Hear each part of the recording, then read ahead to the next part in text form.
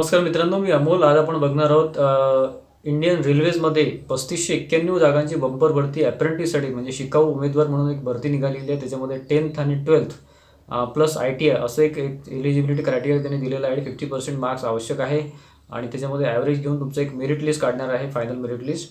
त्यानुसार तुमचं सिलेक्शन होणार आहे. ठीक आहे, रिटर्न नाही, वायवा नाही किंवा इंटरव्ह्यू होणार नाही आहे, डायरेक्ट सिलेक्शन आहे. त्याच्यामध्ये तुम्हाला जे फॉर्म सबमिट करताना जे काही मुलं चुका करतात किंवा ज्या अडचणी येतात, तर त्याच्यामध्ये मी एक प्रयत्न हा केला आहे, वेगळा प्रयत्न असा केला आहे. तुम्हाला ही ॲड तर कदाचित तुम्ही बघितली पण असेल किंवा बघितली असेल किंवा काहीतरी तुमच्या दिसण्यात आली असेल, बघण्यात आली असेल. परंतु याच्यामध्ये चुका अशा करतात की फॉर्म फिल करायची घाई खूप मुलं करतात. त्याच्यामुळे काय होतं की फॉर्म तर चुकतं, पर्सेंटेज असूनसुद्धा सिलेक्शन होत नाही, मेरिट लिस्टमध्ये नाव येत नाही आणि नंतर DVमध्ये पण डॉक्युमेंट व्हेरिफिकेशनमध्ये पण प्रॉब्लेम येऊ शकतात. तर त्याच रिलेटेड मी प्रत्येक जे त्यांनी दिलेलं आहे ॲडमध्ये डिटेल जे दिलेलं आहे त्याचं विश्लेषण करून तुम्हाला सांगितलेलं आहे की जेणेकरून तुम्हाला फॉर्म सबमिट करताना मदत होईल, हेल्प होईल. आणि फॉर्म सबमिट करायची घाई करू नका. 24 तारीख जूनची लास्ट डेट आहे. त्याच्या 10 दिवस आधी तुमचा फॉर्म सबमिट झाला तरी भरपूर आहे, घाई करू नका. फक्त कसं आहे की फॉर्मचे जे टर्म्स अँड रूल्स आहेत ते खूप एकदम केअरफुली वाचा आणि मगच फॉर्म सबमिट करा. त्यासाठीच मी आजचा व्हिडिओ तुमच्यासाठी खास बनवलेला आहे. आणि माझ्या चॅनलवर, इंजिनियर अमोला चॅनलवर मी प्रयत्न असा करत असतो की वेगवेगळे तुम्हाला रिलेटेड जे माहिती मिळावी किंवा जे काय आहे मी वेगळी काहीतरी माहिती देऊ शकलो पाहिजे असा माझा प्रयत्न राहतो.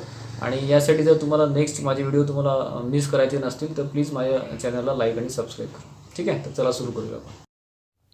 तर बघा मित्रांनो, government of India, ministry of railway, western रेल्वेमध्ये भरपूर वॅकन्सी आहेत. तर याच्यामध्ये बघा ओपनिंग डेट जी आहे फॉर्मची ती 25/5/21 आहे आणि क्लोजिंग डेट जी आहे ती 24/6/21 दिलेली आहे. त्याच्यामध्ये भरपूर वेळ तुम्हाला आहे, त्यामुळे फॉर्मचे इन्स्ट्रक्शन्स नीट वाचा आणि मगच फॉर्म भरा, घाई करू नका. ठीक आहे, त्याच्यामध्ये वॅकन्सी जी दिली आहे मित्रांनो ती 3591 वॅकन्सीज आहे याच्यामध्ये अप्रेंटिसच्या. आणि एज क्रायटेरिया पण आहे 25 ते 24चा एज क्रायटेरिया आहे.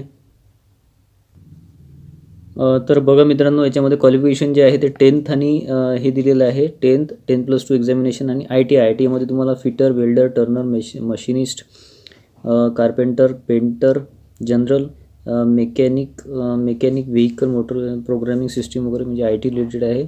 Electrician, electronics, mechanic, wireman, refrigeration mechanic, pipe fitter, plumber आणि हे सगळे ट्रेड इथे दिलेले आहे ITIचे. याच्या बेसवर तुम्ही अप्लाय करू शकता. तर यामध्ये मित्रांनो जे जागा दिलेल्या आहेत ते बघा, फिटरच्या 153 आहेत आणि बाकीचे आहेत. तर हे जे आहे ते मुंबई MMCT डिव्हिजनचं आहे डिपार्टमेंटचं. त्याच्यानंतर इलेक्ट्रिक डिपार्टमेंटमध्ये बघा इलेक्ट्रिशियनच्या भरपूर आहे, 167च्या जागा आहेत, भरपूर जागा आहेत. याच्यामध्ये पण इथे कार्पेंटर वगैरेचे आणि पाईप फिटर वगैरेचे भरपूर जागा आहे. तर इथे प्रत्येकाच्या तुम्हाला जी मी डिस्क्रिप्शनमध्ये लिस्ट दिली आहे त्याच्यामध्ये एक हे दिलं आहे, PDF दिला आहे, त्याच्या थ्रू तुम्ही ही पूर्ण ॲड बघू शकता. तर इथे मी एक पॉईंट तुम्हाला थोडा एक्सप्लेन करायचा प्रयत्न करतो मित्रांनो. Please read all the instructions in notification carefully and ensure that you are eligible to apply before filling the application from online. ठीक आहे, तर हे स्वतः म्हणतात की तुम्ही इथे वाचून घ्या सगळं मगच अप्लाय करा. ठीक आहे, detailed instructions for filling of online applications are available on RRCWR website. ही वेबसाईट तुम्हाला प्रत्येक वेळेस इथे लक्ष ठेवावं लागेल मित्रांनो. जर तुम्ही अप्लाय करताय तर इथे आता पण त्याच्यानंतर पण तुम्हाला बराच वेळा काम पडेल या वेबसाईटचं, त्यामुळे हे थोडंसं इथे लक्ष द्या. ठीक आहे, applicants can submit their applications online only. फक्त ऑनलाईन अप्लिकेशन करायचं ऑन RRC वेबसाईट. जी वेबसाईट दिली ती the candidature of the applicants will be considered only on the basis of information filled in the online application. Document verification will be held in the concern divisions and workshops. ठीक आहे, म्हणजे तुम्ही जे online application कराल त्यानुसारच तुमचं selection होईल, त्यानुसारच तुमचं क्रायटेरिया धरण्यात येईल. ठीक आहे, त्याच्यामुळे त्याच्यात थोडंसं जरी तफावत आली किंवा चेंजेस तुम्हाला तिथे डॉक्युमेंट व्हेरिफिकेशनमध्ये आढळले डिव्हिजन आणि वर्कशॉपला जेव्हा DV होते तेव्हा तुमचं कॅन्डिडेटचे तिथे हे होऊ शकते, रिजेक्ट होऊ शकते. ठीक आहे, in case of direct recruitment from open market to post categories in level 1 ₹18,000 to 56,900. Course completed at apprenticeship training, trained in railway establishment and possessing national apprentice certificate. हे सर्टिफिकेट तुम्हाला मिळते NACचं. Will be given preference in filling of 20% vacancies on qualifying the requisite norms notified by RRB. ठीक आहे, 20% vacancies मिळतात तुम्हाला इथे. तुम्हाला डायरेक्टली दिलेलं असेल, तुम्हाला आधी सांगितलं ते. Eligibility conditions. ठीक आहे, याच्यामध्ये एज दिलेलं आहे तुम्हाला 15 वर्ष ते 24 वर्षापर्यंत दिलेलं आहे मित्रांनो. डेट पण दिलेली आहे.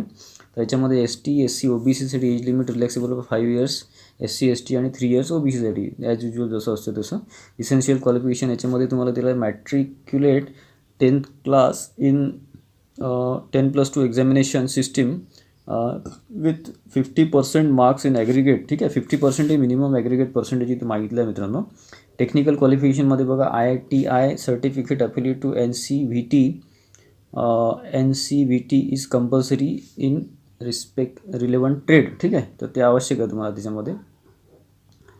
तर इथे नोट दिलेलं आहे मित्रांनो, applicant whose SSC IITI results are awaited as on the date of notification are not eligible to apply. ठीक आहे, तर नोटिफिकेशन जे दिलेलं आहे ना त्या डेटपर्यंत तुम्हाला ते तुमचं क्वालिफिकेशन कंप्लीट असणं आवश्यक आहे, नाही तर तुम्ही अप्लाय करू शकत नाही. त्याच्यामुळे तुम्ही जर ते डेट झाली नसेल, तुमचं हे झालं नसेल, सर्टिफिकेट आलं नसेल, तर तुम्ही अप्लाय पण करू शकत नाही.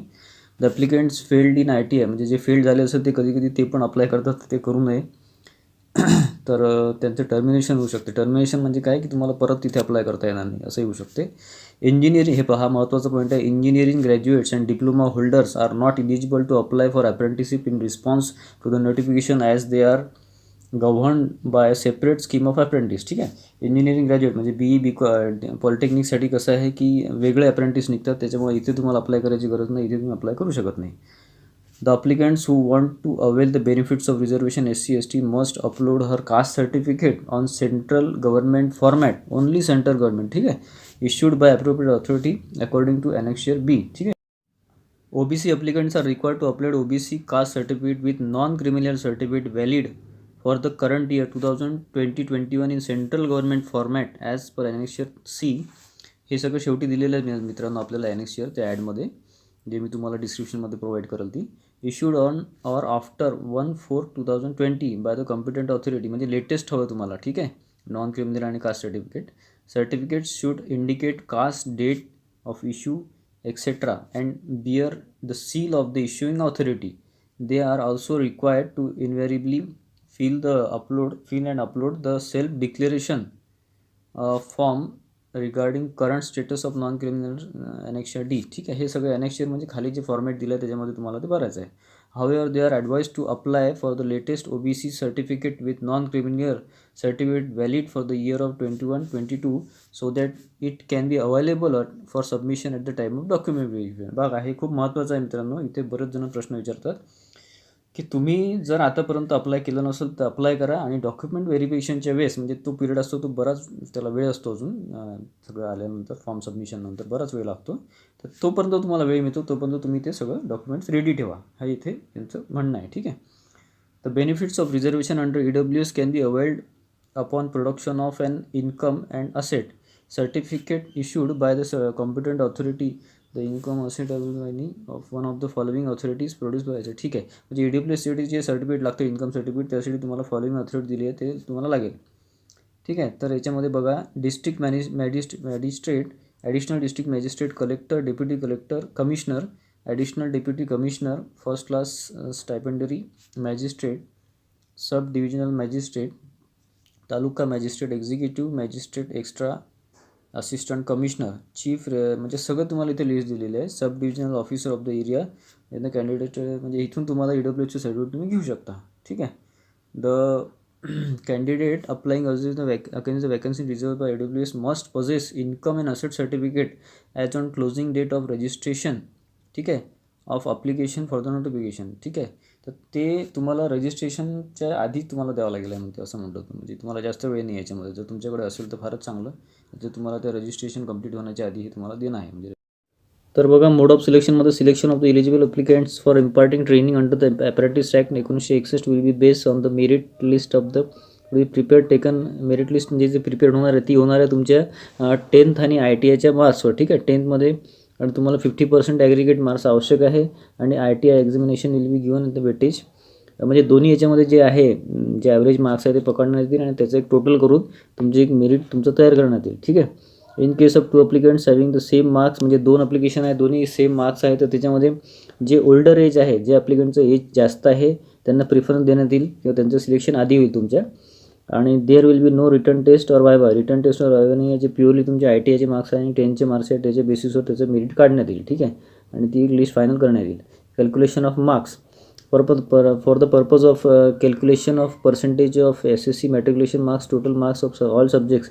त्याच्यामध्ये असं दिलेलं आहे की ऑल सब्जेक्टचे टोटल मार्क्स आहे ना, बेस्ट ऑफ 5 वगैरे काहीच नाही आहे. बऱ्याच जणांचा प्रश्न राहतो. CGPA obtain by the applicants should be converted to actual marks. म्हणजे CGPA जर असेल तुमचं याच्यावर तर त्याच्यामध्ये तुमचं ॲक्च्युअल मार्क्स म्हणजे टोटल सब्जेक्टची हे करायचं, ॲडिशन करायची आणि ते तुम्हाला ऑनलाईन ॲप्लिकेशनमध्ये टाकावं लागेल. ठीक आहे. Please note that the final score should be calculated bye adding the marks of all subjects not by the any group. ठीक आहे. For the purpose of calculation of percentage of ITI marks, average marks mentioned in the consolidated statement of marks of all semester. ठीक आहे. All semester महत्त्वाचं आहे. Of the trade applied, that is marks mentioned in the provisional national trade issued by which is to be duly entered by the applicant in the online application form. ठीक आहे. म्हणजे याच्यामध्ये जे total mark दिले आहे ते तुम्हाला टाकणं आवश्यक आहे ऑल सेमिस्टरचं. ठीक आहे. तर त्याच्यामध्ये जे सर्टिफिकेट दिलं आहे तुमचं provisional national trade certificate issued by, इथे तुम्हाला करावं लागेल, ह्याच्यातून ते घ्यावं लागेल तुम्हाला. Applicant should note that in case of discrepancy in the marks CGPA entered in the online म्हणजे खूप तुम्हाला मायन्युटली भरावं लागेल मित्रांनो, केअरफुली भरावं लागेल. कोणतीही डिस्क्रिपन्सी चालणार नाही. मार्क्समध्ये डिजिटची सुद्धा फरक पडायला नको. ओरिजिनल मार्कशीट सर्टिफिकेट जे ओरिजिनल तुमचं आहे त्याच्यानुसार तुम्हाला फॉर्म फिल करावं लागेल. ठीक आहे. डॉक्युमेंट व्हेरिफिकेशनच्या वेळेस काही तुमचं चेंजेस आढळले तर तुमचं रिजेक्शन होऊ शकतं. ट्रेनिंग पिरियड हा मित्रांनो 1 वर्षाचा राहणार आहे इथे त्यांनी दिलेला आहे. आणि स्टायपेंड जे आहे तर ते नियमानुसार तुम्हाला स्टायपेंड दिलेलं आहे. एक्झॅक्ट अमाऊंट इथे यांनी काही सांगितलेलं नाही आहे. आणि याच्यामध्ये बघा applicants are required to fill up the personal details, trade, Aadhaar number, marks, CPGA preferences of division, workshop, etc. very carefully as the computerized merit list will be prepared on the basis of information filled by the application in the online application. In case of discrepancy observed at the time of document verification, the application will be disqualified summarily. ठीक आहे. त्यांनी म्हणजे असं सांगितलं आहे की ते खूप केअरफुली भरा. तुम्ही जे काही तुमचं डिस्क्रिपन्सी आढळली, काही बदल आढळला तर तुमचं रिजेक्ट होईल. ठीक आहे. Applicants should be possession of Aadhaar card at the time of registration. Applicants have to fill 12-digit Aadhaar card number. ठीक आहे. The applicants not having Aadhaar number and have enrolled for Aadhaar but have not received Aadhaar card can enter 28-digit Aadhaar enrollment ID printed on the Aadhaar enrolment ship. ज्यांनी आधार कार्डसाठी apply केलं असेल तर त्यांनी 28 डिजिटचा जो enrolment number असतो तो आपण टाकू शकतो. ठीक आहे. Applicant should ensure their name, father's name, date of birth should exactly match as the recorded in matriculation equivalent certificate. म्हणजे जे मॅट्रिक्युलेशनमध्ये दिलं तेच तुम्हाला तशाच फॉर्मॅटमध्ये फादर्स नेम किंवा स्वतःचं नाव जे काही डेट ऑफ बर्थ ते टाकावं लागेल. Any deviation found during document verification will lead to cancellation होऊ शकतं मित्रांनो. म्हणूनच तुम्हाला सांगतोय की खूप मायन्युटली तुम्ही चेक करा आणि केअरफुली भरा. तुम्ही घाई करू नका. आपण मित्रांनो खूप घाई करतो, ते करू नका. त्यानंतर बघा applicants are advise to indicate their active mobile number and email address online application to keep active during the entire engagement process. म्हणजे जी पूर्ण प्रोसेस चालणार आहे तिथं तुम्हाला नंबर आणि ID हा व्यवस्थित देणे आवश्यक आहे. जे तुम्ही नेहमी चेक करता किंवा ईमेल ID नसेल तर ईमेल ID क्रिएट करा, काही वेळ लागत नाही त्याला. तर त्याच्यामध्ये तुम्हाला जे काही अप्स अँड डाऊन्स आहे म्हणजे तुमचे जे काही त्याच्या ॲक्टिव्हिटीज आहे त्याच्या SMS किंवा वेबसाईटचे ईमेलवर तुमचं अपडेट येऊ शकतं. ठीक आहे. म्हणजे काही पण त्याच्यामध्ये Applicants have to download printouts of their online application which should be produced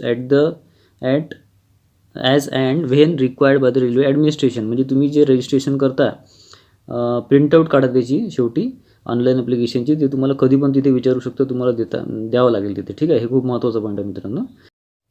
तर बघा मित्रांनो डॉक्युमेंट्स अपलोडेडमध्ये SSC म्हणजे 10चं इक्विवलंट मार्कशीट तुम्हाला द्यायची आहे.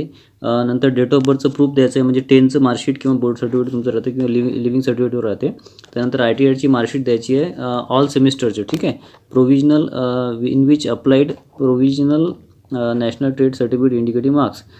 नॅशनल ट्रेड सर्टिफिकेट म्हणजे NCVTचं प्रोविजनल सर्टिफिकेट इश्यूड बाय और प्रोविजनल म्हटलं आहे. ठीक आहे. Caste certificate SC ST OBC ॲप्लिकेशनसाठी जे NXT आहे त्याच्यानुसार कास्ट सर्टिफिकेट आणि डिसेबिलिटी सर्टिफिकेट PWBD ॲप्लिकेंटसाठी. ठीक आहे. इथे बघा 9.8मध्ये मी तुम्हाला सगळं डिटेल दिलेलं आहे मित्रांनो. कोणत्या साईजमध्ये काय काय लागेल तुम्हाला, फोटोग्राफ किंवा सिग्नेचर किंवा काय काय सगळं अपलोड करावं लागेल ते सगळं तुम्ही इथे बघून घ्या. आणि सगळं डिटेलमध्ये मी इथे सांगितलेलं आहे. तुम्हाला एक पॉईंट काढलेला आहे तो मेन ॲडमध्ये पण आहे स्वतः, पण हे इन्स्ट्रक्शन तुम्हाला केअरफुली वाचणे फार आवश्यक आहे. Invalid application rejection. ठीक आहे. हा पॉईंट महत्त्वाचा आहे मित्रांनो. याच्यामध्ये तुमचं रिजेक्शन म्हणजे DVच्या वेळेस रिजेक्शन होऊ शकते. जरी तुमचं मेरिटमध्ये जरी तुमचं सिलेक्शन झालं लिस्टमध्ये तरी DVच्या वेळेस तुमचं रजिस्ट्रेशन होऊ शकतं जर तुम्ही फॉलो केलं नाही तर. ठीक आहे. तर याच्यामध्ये बघा applicant without scan signature, scan photograph, म्हणजे तुम्हाला स्कॅन लागणार आहे, हे महत्त्वाचं. याच्यामध्ये समजा तुम्ही फोटो काढताय पण इथे गॉगल आहे, विग आहे किंवा कलर्ड ग्लासेस आहेत, तर तरी तुम्ही डिस्क्वालिफाय व्हाल, तर चालणार नाही तुमचं. वेळेवर तुम्ही चेंज जरी केला तरी ते चालणार नाही. Not possessing the prescribe matriculation ITI trade certificate date of submission. जेव्हा तुम्ही ॲप्लिकेशन सबमिट करता तेव्हा तुम्हाला हे त्याच वेळेस लागणार आहे मित्रांनो. ठीक आहे. असं नाही की DVच्या वेळेस दिलं, तुम्हाला ITI आणि मॅट्रिक्युलेशनचं सर्टिफिकेट तेव्हाच लागणार आहे. त्याच्यानंतर application without valid community certificate in the central government format, हे महत्त्वाचं आहे. हे तुम्हाला लागणार आहे. अनेक्षर इथे दिलेलं आहे प्रत्येक वेळेस. Relevant certificate as proof of claiming age certificate, application proof of age without proof of age, हे तुम्हाला चालणार नाही. इथे ते प्रूफ ऑफ एज तुम्हाला लागेल, ते सर्टिफिकेट लागेल. Date of birth certificate eligible for valid wrong field. ठीक आहे. डेट ऑफ बर्थ तुम्हाला करेक्ट फिल करावं लागेल. आणि बाकीचे इथे दिलेलं आहे incorrect application in the form of when detected will be liable to reject. म्हणजे रिजेक्ट हे कोणत्याही कारणासाठी होऊ शकते, त्यामुळे व्यवस्थित फॉर्म भरा मित्रांनो, हे फार महत्त्वाचं आहे. ठीक आहे. तर हे जे पॉईंट मी इथे काढले होते, आशा करतो की तुम्हाला हे सगळं याची मदत होईल आणि खूप नीट फॉर्म भरा, व्यवस्थित फॉर्म भरा, घाई करू नका. ठीक आहे.